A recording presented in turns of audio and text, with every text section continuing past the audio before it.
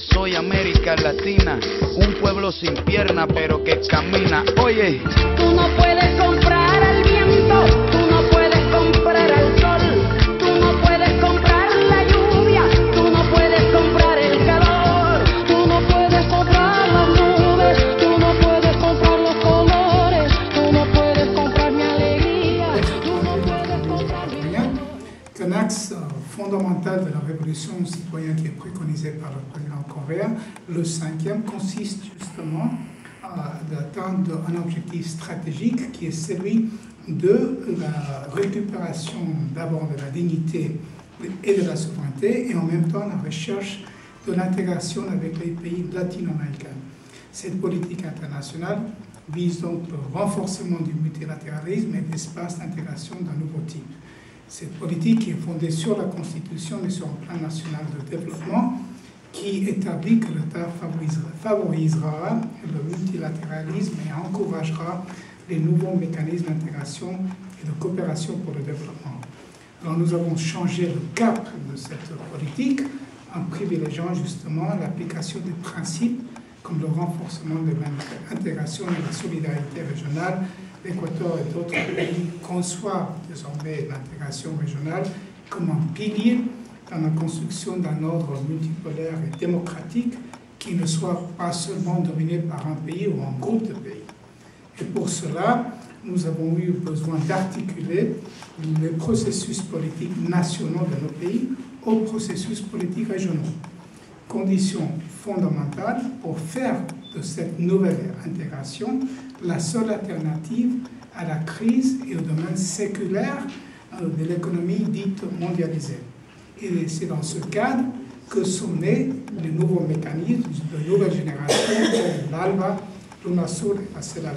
Et je crois qu'un trait commun à ces organismes, c'est justement le besoin de donner une impulsion au sujet essentiel du développement humain de nos populations et d'accentuer ce pouvoir de concertation politique entre les États membres pour accorder des positions communes indépendamment du signe idéologique des États membres, des gouvernements des États membres. Et ces mécanismes d'intégration sont à la recherche de la construction d'une identité ou d'une citoyenneté sud-américaine et voire latino-américaine et caribéenne avec la création récente de la CELAC. Donc, de même que l'intégration au XXIe siècle est marquée par l'effondrement des vieux modèles, aujourd'hui, l'intégration a pour objectif le renforcement des institutions internes afin de consolider les institutions externes, une corrélation entre les deux. Et nous ne pouvons pas ni regrouper ni marquer des tendances régionales si nous n'avons pas d'institutions fortes qui représentent vraiment la volonté de notre région. Alors, je vais parler des trois mécanismes d'intégration. D'abord, l'Alliance bolivarienne par les peuples de notre Amérique, déjà Orlando a parlé, l'ambassadeur de Cuba. Je rappelle justement son origine par opposition à l'ALCA et d'où le mot alternative qui devient plus tard en 2007 l'Alliance. C'est l'Alliance bien pour la bolivarienne, pour le peuple de notre Amérique, qui a été complétée ensuite à la demande du président Morales par TCP, donc le traité de commerce des peuples. Mais cette alliance, l'ALBA, a été censurée comme un projet idéologique. Il faut bien le prendre en considération, comme si l'idéologie en elle-même était quelque chose contraire aux intérêts nationaux et régionaux. Alors pourquoi craindre l'idéologie? C'est la première question qu'on s'est posée, parce que l'ALBA est conçu par nos pays comme l'expression véritable des profondes transformations politiques en cours dans plusieurs pays de la région.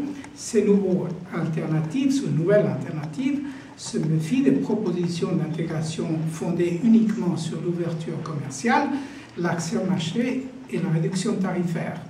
Et c'est justement pourquoi on parlait toujours de l'alternative à l'ALCA. Alors, je vais peut-être compléter un peu les choses. L'ALBA, et je cite au moins le numéro des pays, vous avez 9 pays à l'ALBA, il y avait un 10e qui était suspendu, qui était l'Honduras. Alors, qu'est-ce que suppose l'ALBA? Il y a des propositions très intéressantes qui se sont faites. D'abord sur la réforme de l'architecture financière internationale et régionale, et je crois que c'est l'apport le plus important qu'a fait l'Équateur, ce processus, et pas seulement au niveau de l'ALBA, mais surtout au niveau aussi de l'UNASUR, avec d'abord la création du Sucre, le système unitaire de compensation régionale, mais aussi la Banque du Sud, dont on pourra peut-être parler plus tard dans les questions. Mais aussi un changement de gouvernance politique et bien sûr de l'environnement, mais surtout la recherche de complémentarité économique et commerciale. Donc au lieu d'en supposer libération des marchés, nous proposons des accords commerciaux pour le développement. C'est surtout la solidarité qui inspire ce mouvement. Alors, l'ALBA qui a été créé en 2004, ça a été déjà dit par Orlando, par le président Hugo Chavez et Fidel Castro, ça pose aussi une question juridique pour les juristes. C'est une déclaration, ce n'est pas un traité constitutif, mais c'est une déclaration.